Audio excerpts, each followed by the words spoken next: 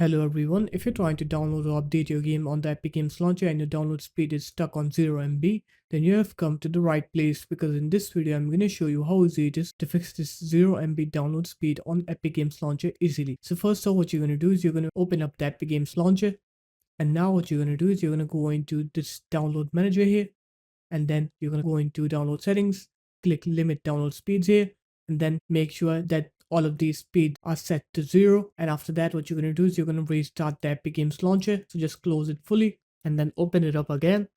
And now try to resume your download and check if that fixes your issue. If it does, then good. But if it didn't, then just set that setting to whatever it was before in the download manager. Go into download settings, untick limit download speeds, and now close the Epic Games Launcher. And now what you're going to do is you're going to open up your start menu and you're going to write here run, and then you're going to write here app data. Now you're going to go into local. You're going to go into Epic Games Launcher folder here. Here it is. Go into saved. Go into config. Go into Windows. You should have a Windows folder here. Just open it up. And now you should have an engine.ini file here. You're going to open that engine.ini file. And then you're going to paste this text into that engine file. I'm going to put this text into the description of the video. So just copy it from here and then paste it into your engine file. After that, you're going to open up Epic Games Launcher, but make sure to run it as administrator. So right click on it, click run as administrator, and then run the Epic Games Launcher as administrator. And now you can try to resume your download and check if that fixed your issue.